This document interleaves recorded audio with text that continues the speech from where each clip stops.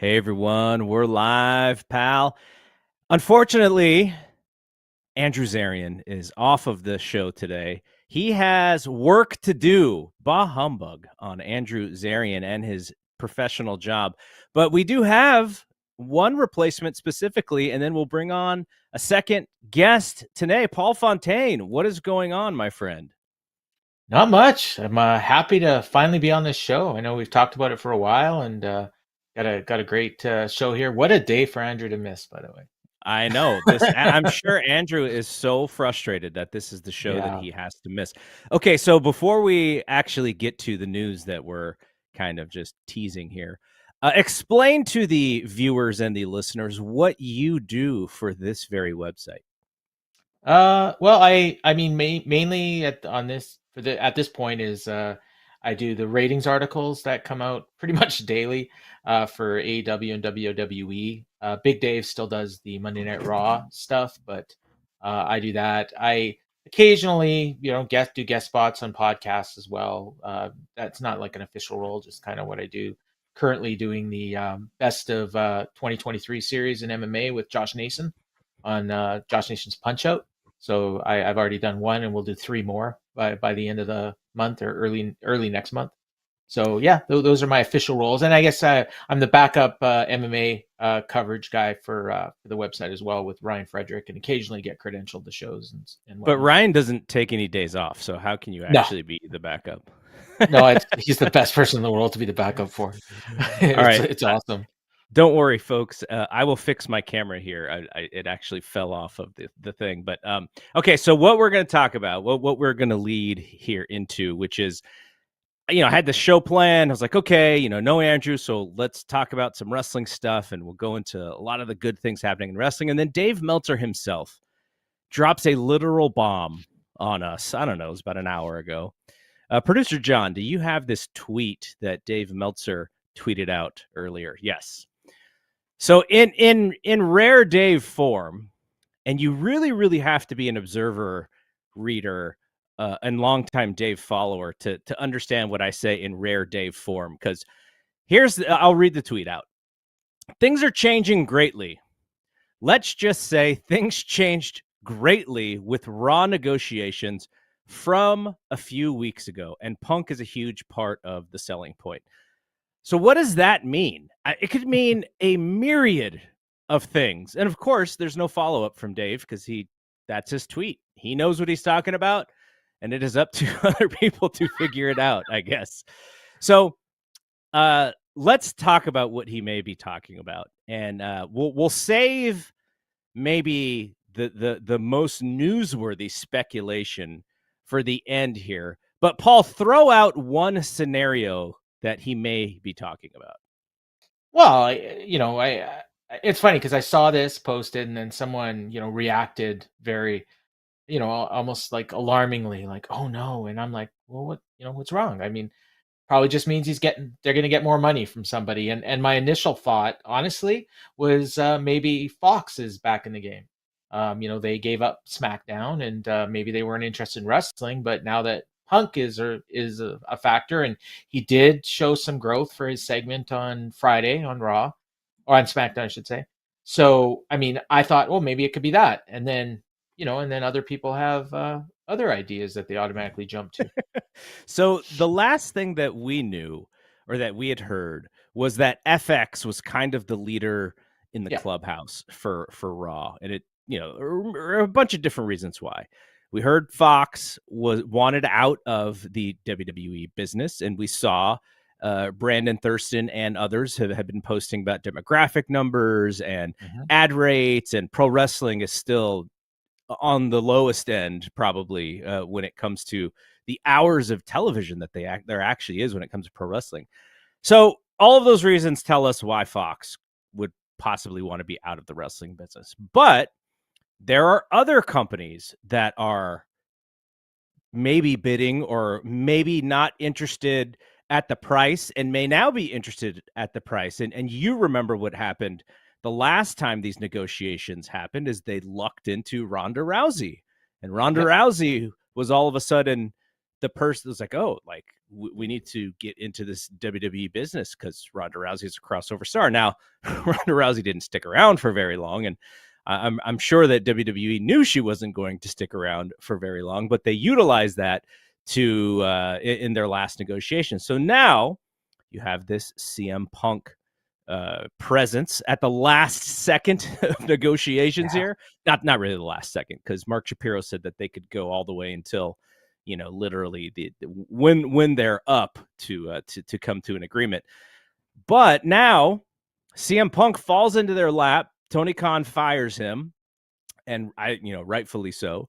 But at the same time, in a risky scenario, because he allows Punk to show up on WWE TV, and now WWE has some leverage for their negotiations. So the other story that we had heard is, if SmackDown is going to be on USA, well, why does Raw need to be on USA? Do they need 5 more hours or 5 hours of WWE TV? Now they're going to lose NXT to the CW, so you're subtracting 2 hours there. So you could gain 1 more hour if you get Raw. Now, would Raw be an attractive thing for the USA Network now if you get Punk? I don't know. It seems to me like it's still overkill. We saw it when both Raw and SmackDown were on USA Channel for those several years there, and it just seemed like overkill at that point. But I don't know. I would think that they would want more than one network in negotiations for their rights. But what do you think about the idea that USA just gets both shows? That's definitely a possibility, and obviously, Raw's been on USA Network for I think 18 years now, coming up to 19. That was when they moved from Spike in 2005, I believe. It might have been 2006, but yeah, I mean that's possible. And you replace NXT with SmackDown, and then you keep Raw, and all of a sudden, they're pretty close to the top of the cable networks again. I Yeah. think right now they're top 5, maybe top 7, but you replace a show that's doing 650, 700,000 viewers and a 0.19 to 0.20 to something that's probably going to do over a million and maybe over a 0.4 for 2 hours out of your 10 hours a week of primetime programming. That's really valuable, and might help them with their advertising rates. It's too bad that they can't license WWE shows to Netflix like Suits. Yeah, They, you almost think they that you almost think that's coming at some point. Like we have the Peacock and the WWE Network, but man, if you could watch old pay-per-views or even heck old seasons of Raw on Netflix, I bet you a lot yeah, of people would I watch think it. so. I think Yeah, so. you know. So then now here is the conspiracy theorists' favorite selection, Yeah. which is, would Warner Brothers Discovery be interested in WWE content? Now, of course they would, but they're also partners with AEW at the same time. And if AEW and they, we've been hearing that it was kind of a layup for them to re-up, and they haven't done so yet. So there's negotiating going on there. But that is what the internet, that is looking for violence. This is the one that they want, but this is also the one that's probably worse of all of them for the pro wrestling industry at large. Yes. Yes, absolutely. And I mean, I think why people would go there, and especially the wording of Dave's tweet saying that Punk was a big part of it. If you think back to earlier this year, and the speculation was that the whole reason they got Collision was because of CM Punk, and that was a WBD call, and that they wanted that, they were willing to pay for an extra 2 hours of programming every week that was going to feature CM Punk.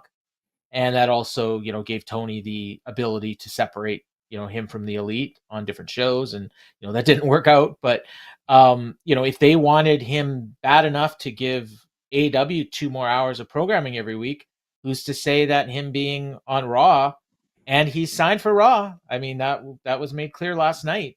Yeah. And that may be part of this as well. That now maybe WBD is interested. because they clearly like Punk. Was it Zaslav that came up with the one Bill Phil line? David Zaslav. Um, I love that David Zaslav, the name David Zaslav, can be brought up on pro wrestling television. I Oh really yeah, love yeah. that. Okay, Zaz.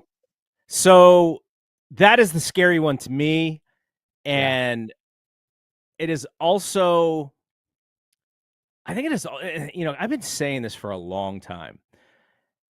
In that, and I'm sure he does, but I've been saying, I hope Tony doesn't have all of his eggs in the WBD basket, because it's not necessarily the smartest business to not have alternate scenarios, or to just have alternate places where maybe you're leveraging the current deal. So, we'll know more about this story, I'm sure, soon enough. Dave is on vacation, and while he's on vacation in Hawaii, surfing, he's probably not surfing, but he's still creating craziness on the internet. So, And that is no that. Observer this week, so No we have to Observer. wait. Yeah. Yeah, I don't know. We'll see. But it would be sort of likely for major news to break while he was away, right? Like Wow. that's kind of par for the course when he does go away. By It's the also a way, day that ends in a Y, so by the way, anybody who wants to shoot over a super chat, we will take your question or your comment. We will display it on the video screen as well, just a FYI. Okay, so now that we're done with that, let's move on to WWE Raw. And I don't know what I expected out of the CM Punk versus Seth Rollins segment. I would say I liked the segment. It was a good introduction to whatever their feud is going to be. And I'm like laughing to myself at this CM Punk character. And I'm wondering what you think about this version of CM Punk. Now, CM Punk is telling a story about why he left WWE, but he's telling it in the way that you would tell a casual WWE fan who's not keeping up with the internet news. He's sort of just saying, like, yeah, I left, and if you were disappointed in me, I get it, just like I was disappointed in Roddy Piper joining WCW. But okay, I know you said offline that you were similarly bummed out when you saw Piper show up in WCW. You were like a 25-year-old man at that point. How could you yeah. be disappointed in Roddy Piper joining WCW? Because I was a big WWF fan at the time, and I kind of casually watched WCW, but I just wasn't really a fan of what they did. So I just kind of watched it because I really like wrestling. But if I've got a rooting interest at that time, it was WWF. So for I think it was when Piper showed up, and I remember it specifically because remember you used to have those Scramble Vision, Yeah. and it was the end of a pay-per-view, and all of a sudden I heard that music, the bagpipes, and I was like, "Oh no!" And my heart sunk in my chest. Like the only other time I felt lower was when Rick Rude showed up on Nitro on when he was also on Raw, and I Oh, was yeah, like, because "Okay, Raw was taped that week. yeah, we're done. Like we're done. It's over. WCW won. And that's kind of the feeling I had. So I wouldn't say I was mad at Piper necessarily, but I was disappointed and I was downtrodden. I would say I felt similar to when the Dodgers signed Shohei Ohtani. Like as a Blue Jays fan. Well, we could do So a whole other podcast oh, about that. I know. Maybe we will. Uh, But yeah, so that's kind of the way I felt. Like my favorite team lost its player. okay, so Basically. now I think Punk is a couple of years younger than me, so he would have been, I don't know, he would have probably been like a teenager or something. So yeah, okay. If you're a teenager and you're a little disappointed that Roddy Piper showed up in WCW, I get it. But Paul was a grown ass man and he was still so disappointed. Okay, so but I get a kick out of this story because again, CM Punk is not telling the story that he would tell AEW fans, right? When he Yeah. came back to AEW, he was way more inside, leaning towards the fans who follow websites like this website, who read the Observer, who listen to Dave and Brian, um, listen to Dave and I on Friday, probably subscribe to Sean Ross Sapp. Like, those are the fans he was talking to in his promos. Now, these fans that he's talking to are not those same fans, because he's telling this very generic version of his story and kind of setting himself up in a way to, yeah, I get it if you don't like me, a little self-deprecating, but at the same time, he's a babyface and he's trying to win their love back. He can't even say that he does it for the fans with a straight face. Every time he brings up the fans, he chuckles because he's like, gosh, this is really not me. But what are your thoughts so far on the current WWE PG Punk, as MJF one called him, version of CM Punk? So I have a theory, and what I saw last night plays right into it. And I mentioned this theory, really after that first promo that a lot of people didn't like. I think that CM Punk at this point right now he's playing a hypocritical babyface, but he's doing it in a way that I think they're trying to read the audience and see who the audience is going to choose, and then they're going to go in that direction. And if you watch the promo last night, you're right. Punk was speaking to the larger audience out there. A lot of them who may not understand what's going on. I mean, he did that line on Friday night on SmackDown that went over the head of 95% of the people watching. Whereas in AEW, that line would have got a huge reaction, right? And then also, it's just not even the discussion afterward about it. It was just like he said the line, it failed, and he moved on. But when he did his promo last night, and then Seth Rollins came out, and he basically cut the promo that Punk would normally cut, where he was trying to get a little inside and everything. And the fans chose Punk. The That fans was in the middle interesting, of huh? Seth Rollins' promo were chanting CM Punk, CM Punk, and Punk his non-words said a lot because he just looked at the fans and he looked at Seth.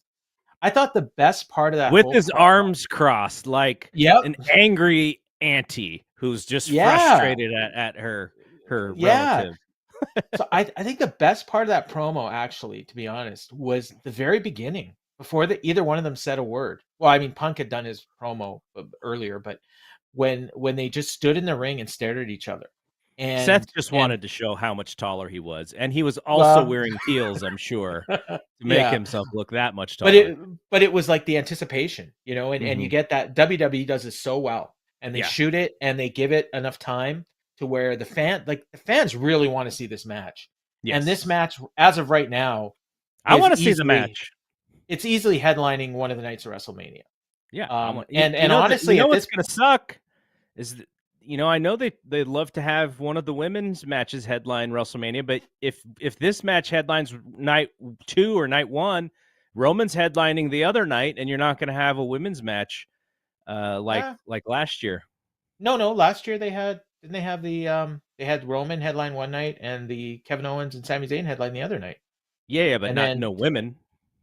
right, both nights, no women Yeah, either that's what I'm one, and saying, then just like last year. and also the year before too with Austin and Owens. And then Roman the second night. So honestly, at this point, the Punk match feels hotter. Now, I Yeah. mean, that's because Roman hasn't been around in a while, and I'm sure they're going to focus all their energy on Roman and Cody if that's what they're They're doing. they're kicking that. They're kicking something Roman related off this Friday. Yeah, but I mean, if Raw is, I mean, I would think they would have wrapped up the negotiations by then. But if they're still in negotiations for Raw and Punk and Rollins is hot, they may push that one harder. Just to kind of get the eyeballs on Raw as opposed to SmackDown to drive up those media rights. So where are we headed here with this? Are we headed for CM Punk winning the Royal Rumble and choosing Seth, and Cody has to have a plan B for his story? He's not going to win the Royal Rumble 2 years in a row. Is that like if you're putting all of your eggs into the CM Punk basket, Cody's a made man. He doesn't need to win it again. And if you're trying to tell your audience we are 100% in on this guy, do you have CM Punk win the Royal Rumble? You could. I could also see them using Drew McIntyre here and having him spoil CM Punk's party and eliminate him, kicking off like a mini feud between those two, and then you eventually get back to Punk and Rollins. You could do that.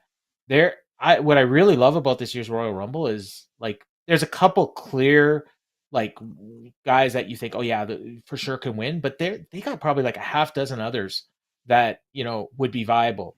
Depending on who enters. They have a lot of stars in WWE right now, and a lot of acts that are over. But yeah, I mean, I think the no brainer is probably just do the obvious and have him win, Punk win, I should say.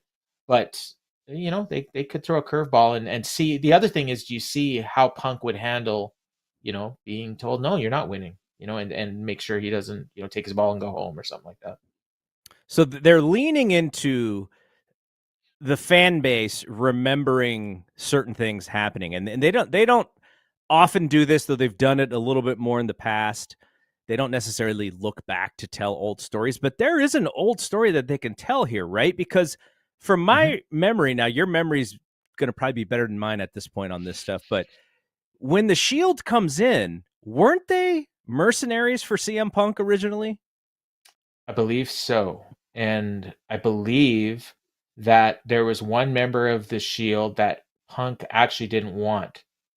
And it may have been Seth Rollins. Because he wanted Hero, right? Didn't he want He wanted Hero? Yeah. And I think he wanted Roman and he wanted Mox. But I think Rollins was the one that he didn't want. And they could play into that too. If I'm remembering right.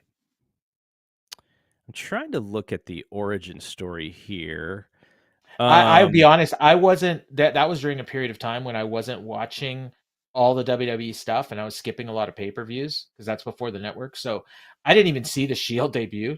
And I think it was a Survivor Series one year, and it was so there's a lot of that early Series. Shield stuff. It was 2011, okay. Now, right? I'm going to read from you know what website gets a lot of flack but is actually excellent? Wikipedia, people. I use Wikipedia for results and stuff all the time. So all of you people who hate Wikipedia, a pox on all of you. Okay, so here's what Wikipedia wrote. Ambrose Reigns and then reigning NXT champion Seth Rollins debuted at Survivor Series on November 18th. So I believe this would have been 2012, interfering in the triple threat main event between CM Punk, John Cena, and Ryback for the WWE Championship, allowing Punk to pin Cena to retain the title. So, yes, so that is where they debuted. And now there's a segment of people who are going to be listening to this or watching this going like, how did you not know that off the top of your head? How did you, why didn't you know that that's something you should have known? Well, I will tell you why. And it is because the stuff that I remember off the top of my head is like 1987, not 2012. Yeah. When you have kids, when you have children, your brain like starts not remembering certain things to free up brain space to raise children. That is my excuse anyways. Okay, so they could tell this story, right? They could tell this Shield story with Roman Reigns, and Punk could lean into, or maybe Seth leans into the internet a little bit by mentioning Dean Ambrose, and then Mox gets to hear about this from other people because he doesn't watch WWE TV. So like I think there are so many avenues they can go with the story to make it super creative, to make it balance it out for the general fan, the general WWE fan who Punk seems to be leaning into, and also maybe the AEW fan who's like, like this is kind of interesting. I kind of want to give this a shot here with Punk and Seth. They have my interest here. So I think it's a fascinating story. I think they could do some really great stuff with it. I'm sure Triple H is like frothing at the mouth, ready to tell this thing. I will say when I first heard, that Punk was, thinking about, or he wanted to go back to WWE, and the idea was, well, they weren't interested in him, and I was pretty down on it. Like I was like, I don't see why WWE would want him. I don't see what he could add to them. I'm just being honest here. That this was my thought, and so far, like I was pretty wrong because all the stuff you just mentioned, like there's a real hot program there just waiting to happen, and clearly the fans love him. Up until a couple weeks ago, Rollins was getting the best face reactions of anyone in the company, and now all of a sudden they're picking Punk over him. So that tells you these fans really, really like CM Punk, and they don't By the care what he did in AEW, and maybe they don't even know about it.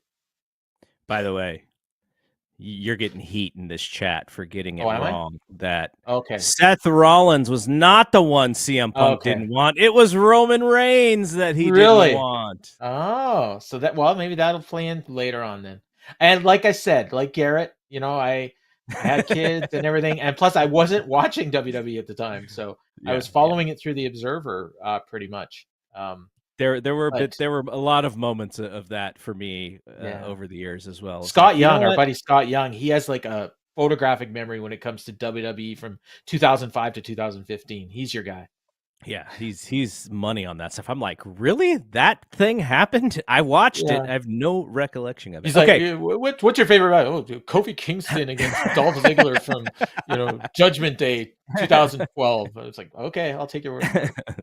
Well, that's why he does the rap on our network. Yeah. Okay, so before Scott Edwards, who does a lot of stuff in different places around the internet, big Joshi guy, but he also covers and watches a lot of other stuff. He's going to join us here in about 5 minutes, and we're going to do a segment called "What's Good in Pro Wrestling." We're going to go all around the horn, all the different companies, and give things that we like about certain things. Now, the good thing about this is you watch everything. Like I Well, haven't watched TNA in forever. Scott is watching a lot of Stardom. I haven't even watched a whole lot of New Japan of late, just because the way that I do all of this content, it's like so AEW and WWE heavy, and there's so much AEW and WWE product. I just don't have time to watch anything else. So I need to figure out how to at least get, as Wrestle Kingdom is coming, I need to catch back up on stuff. But okay, so Scott's going to come in. We'll do that segment where we'll just go through a bunch of different companies and talk about what's good. But before Scott comes on, there was a WWE PLE last week, which was Deadline. Why do they in the writing of Deadline? Why is there a 1 instead of an I, or is it not supposed to be a 1? I have no idea, but I think they're just trying to be cool.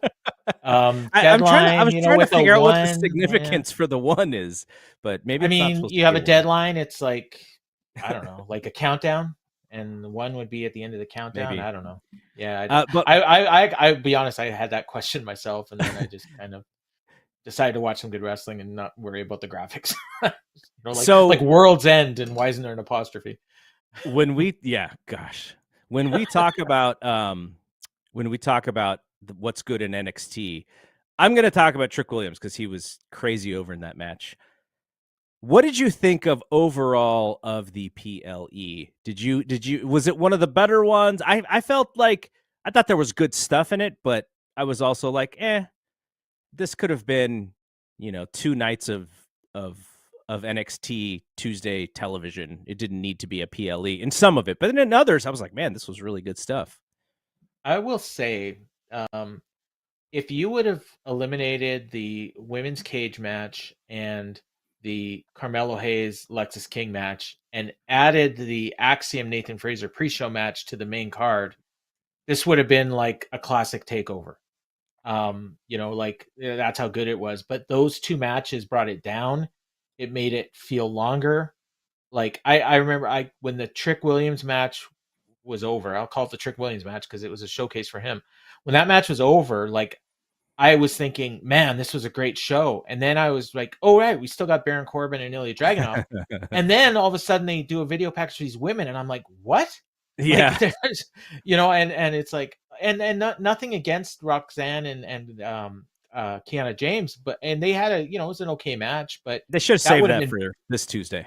yeah, that would have been much better served, or even for Vengeance Day, or whatever the one that the New Year's Evil, I think, like the TV show, like it could be like a Mhm. special TV show main event, but not on a PLE. And so that was, I think, and Triple H is usually pretty good at this as well. I guess it's not his baby anymore. So maybe the NXT is going to be more like the main roster was. And the main roster, like on those shows, it's like we get like 5 or 6 matches and it's over. And they feel more like the old takeovers. So Mhm. some of these PLEs.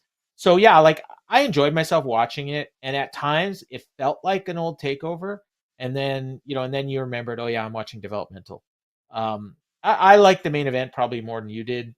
It wasn't a classic takeover main event, but it was really good. It's probably similar to the Gunther Miz match in that it's like the best, the best Baron Corbin match you're ever going to see, and the worst Ilya Dragunov match you're ever going to see. So, Yeah, Dragunov's just so compelling. He's such a oh compelling yeah, character. All right, that H bomb. Oh my gosh, yeah. I believe we have our guest here. I know him as Scott Edwards, and everyone else on the internet knows him as Scott E. Wrestling. Scott, are you there with us? There you go. Can you see us, Scott? Can you hear us, Scott? I can hear you. Yes. Hello, Okay. everybody. Great. All right. So we got the 3 box. I don't know what the technical term is for 3, but the 3 box, we got that going on the video for you hanging out with us. And Scott, so what we're doing here is we are doing a segment where we're going to go through a bunch of different pro wrestling companies and mention some of the good things that are going on. And I want to start with AEW. We've been very WWE heavy for the first half an hour of this show. So Scott, since you are the guest here, give me one thing in AEW that you believe is really, really good. Can I just say Bryan Danielson? Yes, you can.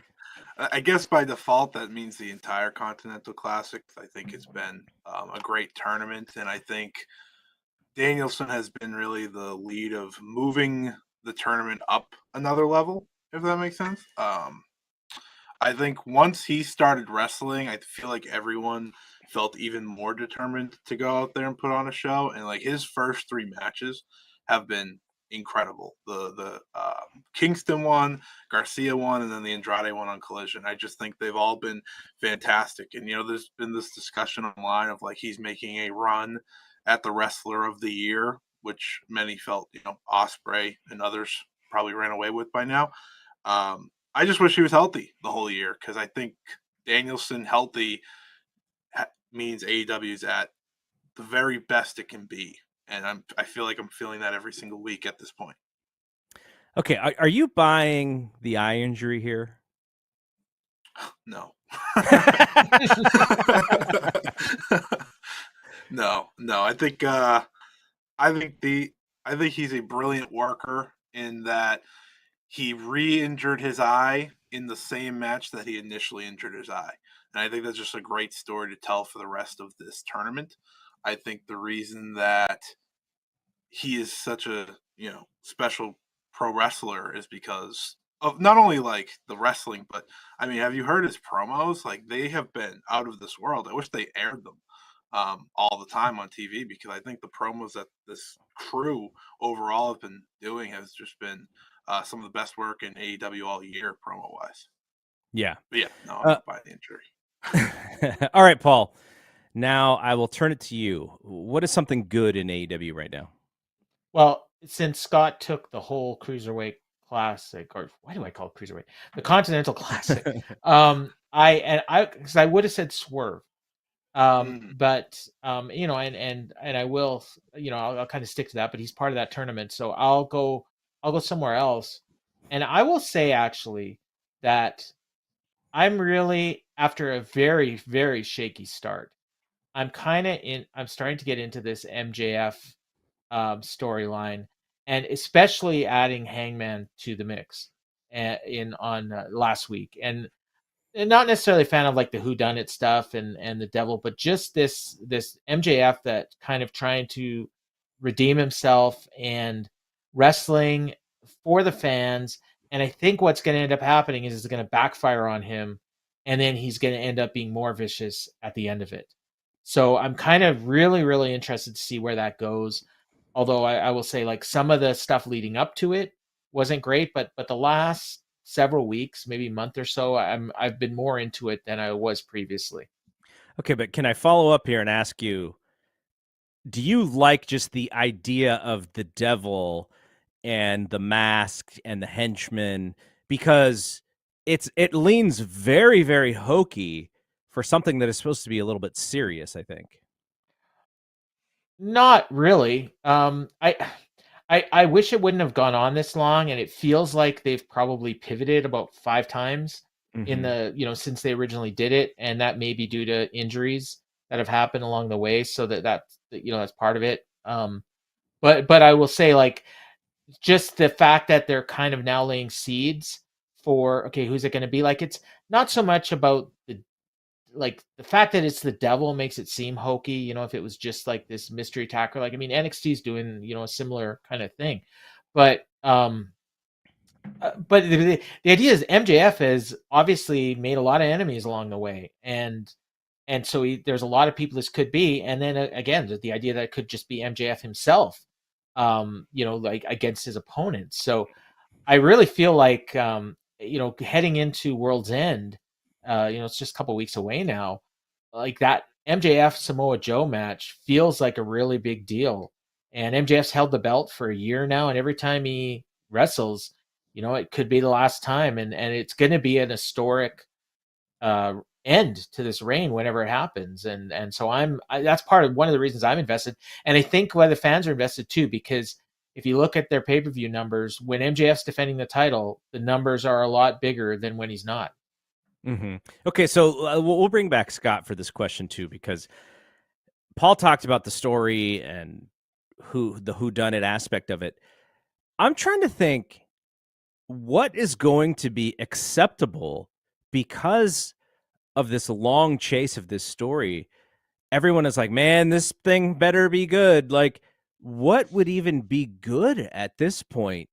Because it's gone on so long, you're just thinking like, man, they must have something creative up their sleeve. Is this going to be the return of X, Y, and Z? But Scott, who could be behind this devil mask where you'll be like, okay, that was worth the weight of this storyline? CM Punk. That would have been so perfect. It would have been. I liked that was like the talking point for a few weeks there before, of course, he showed up in WWE. Yeah, I don't know. I've seen people toss out like Jack Perry, and I was like, that would be so underwhelming for me. Yeah, Jack Perry. I know. The Fightful Select had a report that Kyle O'Reilly's slowly coming back. I don't know why that would make much sense, other than helping Adam Cole, who's not out in action. I don't think there is a reveal off the top of my head that really makes all that much sense that interests me right now. Maybe I'm just completely missing someone.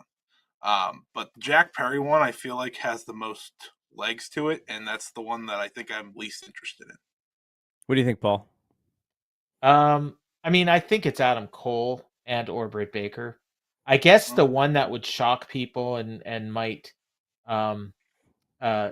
be worthy of all the hype, but would also be a terrible idea, would be Tony Khan.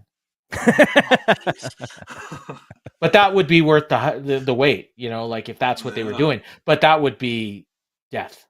And you would actually, but you know what? You could actually go back to the pay-per-view where MJF comes back and he's got the video of the call between him and Tony on, you could go back there. I hope that is not it. And that would also explain why he was going to, let Adam Cole defend his title. And I mean, there's a lot of questions we had over the last couple months that would be answered. But this is Tony Khan's version of the Authority. Okay, so I'm with you. I believe it's got to be Adam Cole at this point. I think anything other than Adam Cole is probably going to be a little bit of a bummer for me, though. My Fight Game podcast co-host John LaRocca still from day one said it was MJF and still believes it's going to be MJF and that he's going to create the stable, whatever the bad guy stable is. I wouldn't like that either.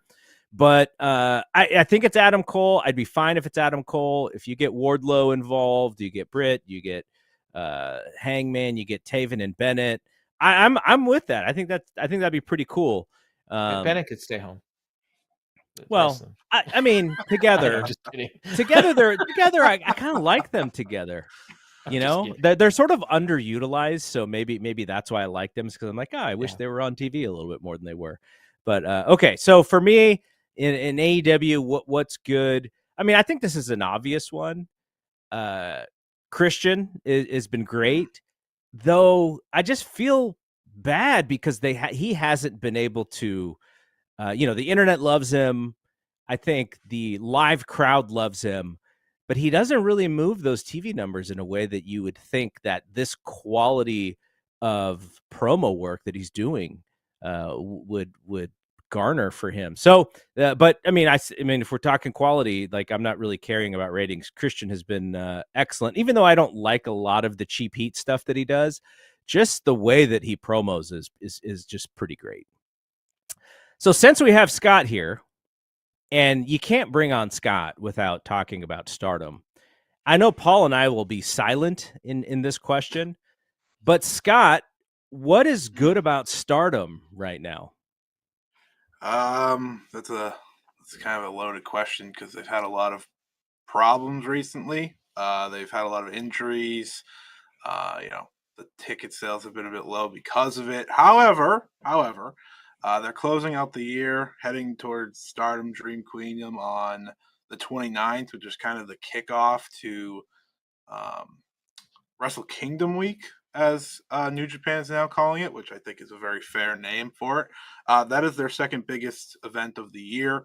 They'll be crowning a new world champion, which is kind of important, I'd say, for them moving forward. And it'll be a brand new world champion. The new world champion will be the Suzuki or Micah. Neither of them have ever been world champion in Stardom, so it's someone brand new, someone fresh. And slowly these wrestlers are coming back. They have 3 pay-per-views in a week span, which is kind of taking away from the Dream Queendom card a little bit. And this is kind of, I don't know if either of you have seen like the Kadani comments from Bushiroad about Stardom needing to change their schedule. But this is kind of one of the main things is that they have 3 pay-per-views. So it's going to be the Dream Queendom card, which is at Ryogoku Sumo Hall. Then they have a show at the Yokohama Budokan. And the January 4th show, which is brand new, that will feature the IWGP Women's title on the line. It's a packed little week there for them. But if there's any guarantee with Stardom, it's that their roster is going to live up and they're going to do their best to deliver in the big spots. So I think that's really the good. And it's more of what's to come rather than right now. It's just kind of the quiet period for a lot of Japanese companies right now. But I'm excited for that. I'm excited for those big 3 shows because I think it's really important for them to kick off the year, end the year, and then kick off the year as hot as possible and crowning a new world champion. That'll be the biggest part of doing so. And we will let you plug before we get out of here where people can hear all of your commentary based on all of those things that are going to happen in this last month here. But let's move on because I want to switch over to New Japan, which I just said that I have been behind on. So much so that when New Japan kicked over to the new service, their new streaming service, I got an email that said, you haven't logged. I don't know exactly if this is what it was, but it was somewhat of the, you haven't logged in a while, so we're kind of going to kick you out. And I was like, but my credit card is charging every month. Why am I getting kicked out? But there was something with the crossover where I now have to get a brand new account for the New Japan streaming service. But Paul Fontaine, what are you into? What is good with New Japan right now? Well, I will first start by saying that the new app is a game changer. Like it's so user friendly and it makes it so much easier to watch shows the way that I personally watch them, which is, generally match to match. Like every show is broken up by match. So it's super easy to watch and keep track of what you last watched and everything. But so we just finished the New Japan Tag League and I watched the whole tournament. I even watched a lot of the prelims. And if you'd asked me this a week and a half ago, I would have said, what's awesome right now is the team that I think is going to be the top tag team in the world for 2024, and that's Ren Narita and Shota Umino. And then they broke up in the last tournament match. Ren Narita turned on him and joined the House of Torture, And what they're doing right now with those two is the best thing that's going on in New Japan. They book matches where they're supposed to face each other, and Ren Narita just won't get in the ring, or he won't even show up for the match. And so it's the idea of Shooter wanting to get his hands on Ren Narita. And I think this is going to be a super hot feud, going into 2024. And I know New Japan has big plans for those two, as well as Yota Tsuji, who I'm super high on as well. But more so, Narita and Shooter are basically the reasons to watch New Japan. If they're on the screen, I'm watching. Scott, how closely are you watching New Japan right now? Yeah, I'm following it as closely as I can. I didn't watch every World Tag League match because I just started to run out of steam a little bit. Yeah. But this was payback. I took from Paul AEW, so he takes my New Japan pick, which was Shooter and Ren. So I think with New Japan, it's just the excitement of Wrestle Kingdom. You can start to feel it, right? It almost doesn't ever matter what the card is for me.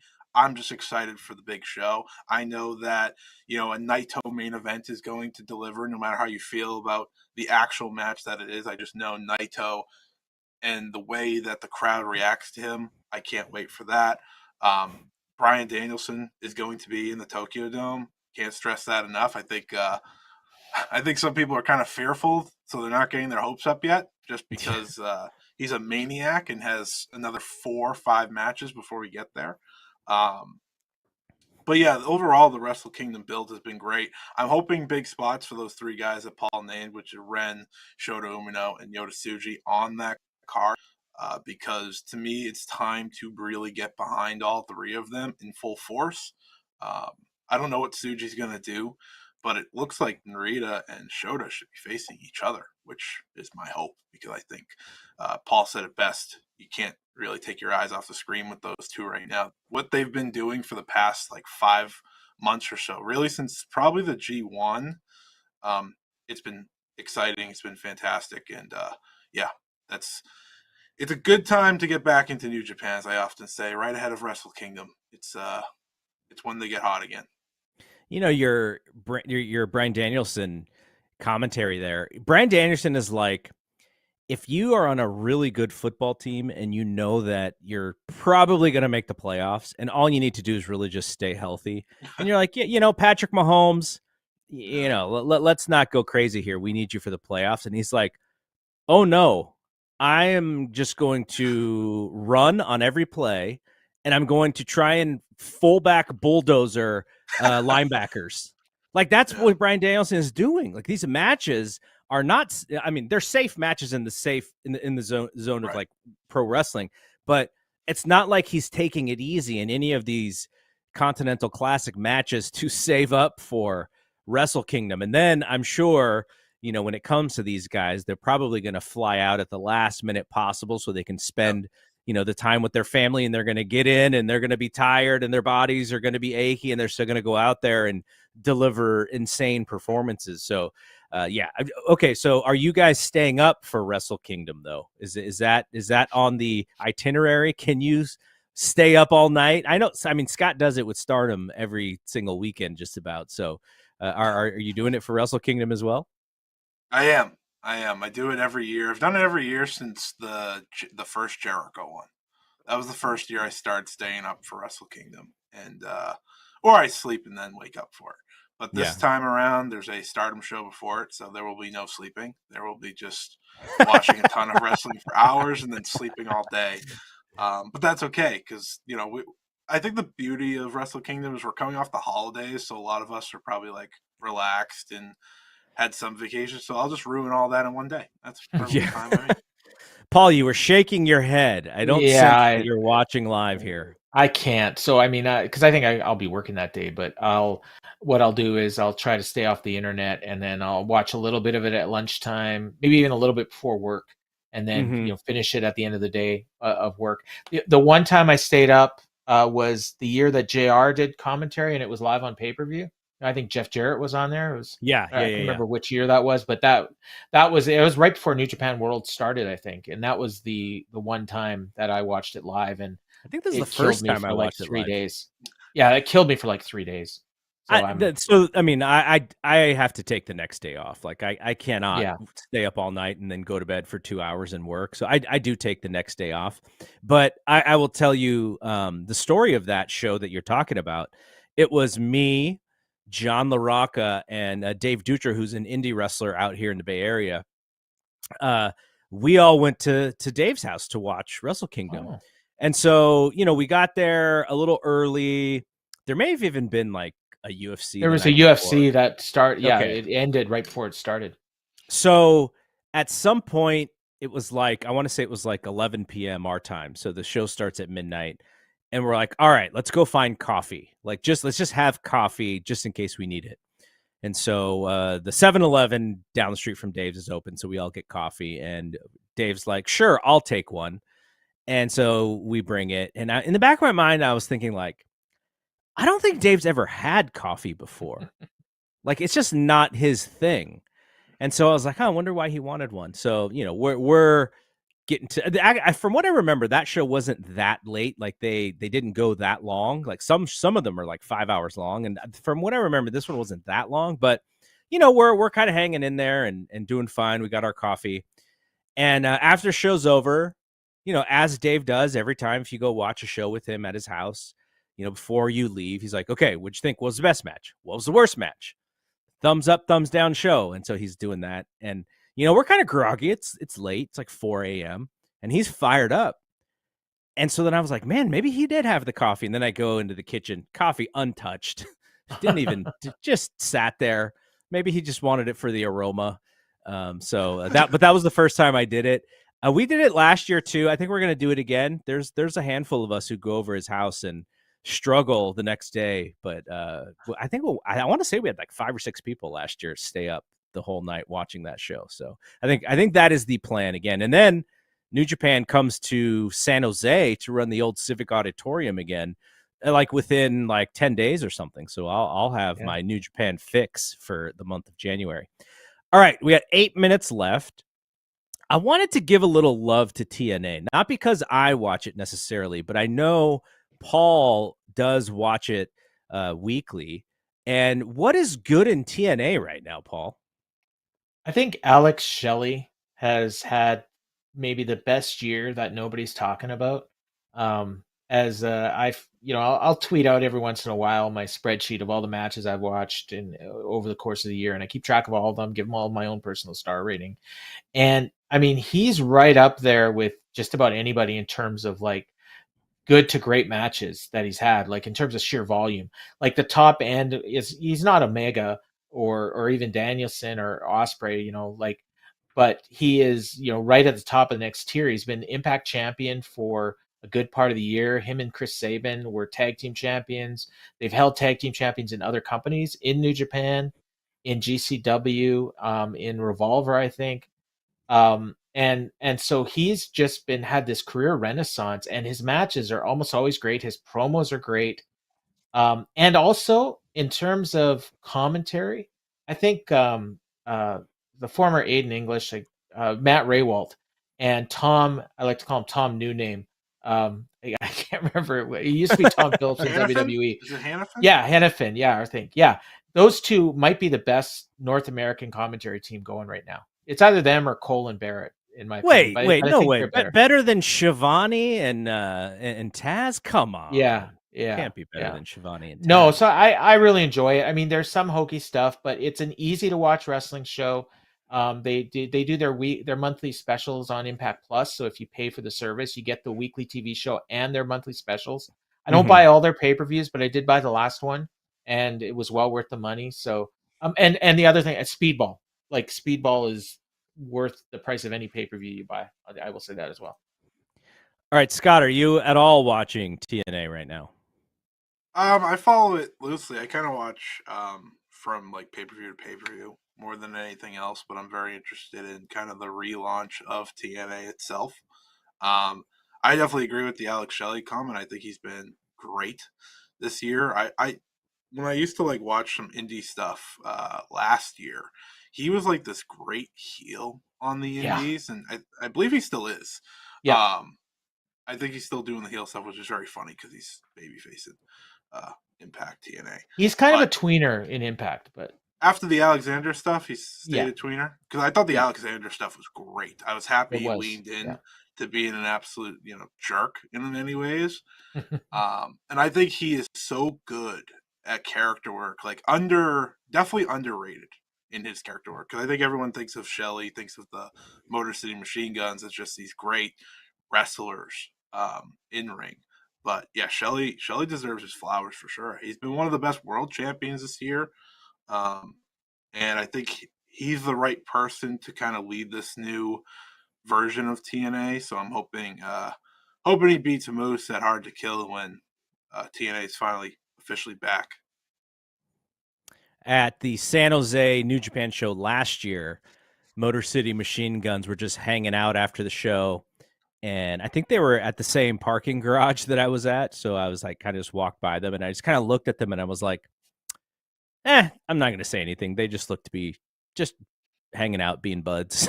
that is pretty cool. They're just hanging out. I don't even remember what they were talking about. It was just something like that friends would just, poke at each other about. I was like, I'm not even going to say hi. I'm just going to let them do their thing. They just had a show. And we're all heading out. So that I thought that was cool. Okay, so last one. I'm going to include WWE and NXT into the same grouping here. And I will lead off because I teased this one earlier. I love Trick Williams.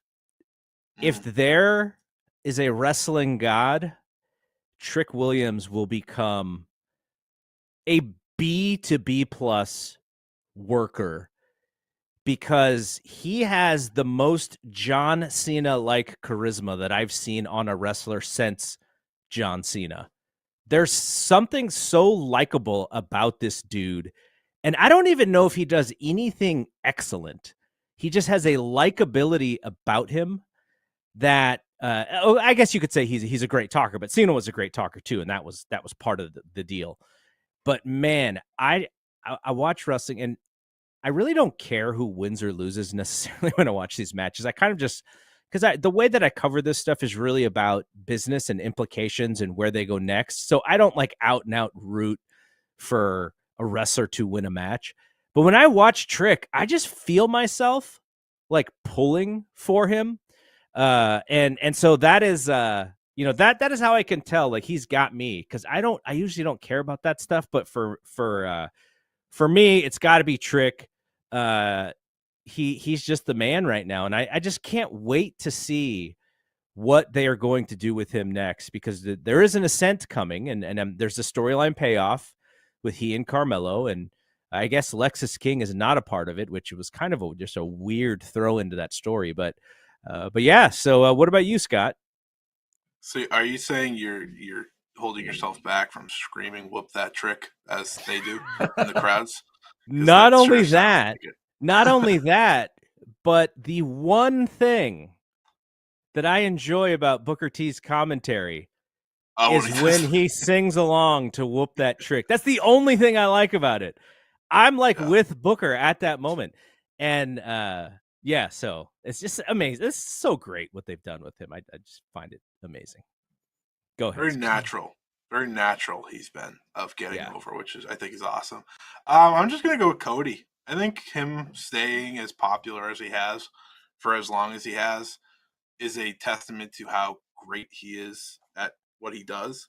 There's been like a lot of like misdirections, I think, for him since the Roman loss. I know he had the Brock story, but it took a lot of time to get between those. He like wrestled Dominic randomly on a pay-per-view. Yeah. He did all these random things, and now he's wrestling Shinsuke. I think he's just done such a great job at keeping the audience interested in him that, you saw it at the War Games. He was the guy. I know Randy came back. I know CM Punk came back, but he was still the guy. And every time I watch him on Raw, he feels like the guy. And I like that they've done this thing with him now where it's like if someone's getting beat down at the end of a show, he kind of gets like the Austin run out just to send the crowd home happy. Yeah, absolutely. And I'm very excited to see how they do this Royal Rumble this year because if they do go with him and Punk as the final two. That's what Paul and I were talking about earlier. Wow. That'll be an incredible It'd be amazing. decision. And I do look forward to how he gets to Roman, because I've never been more sure now that that is the direction they're going. It took a while for me to be for sure, but it seems like they know what's right for them, and I'm just excited to see how it unfolds.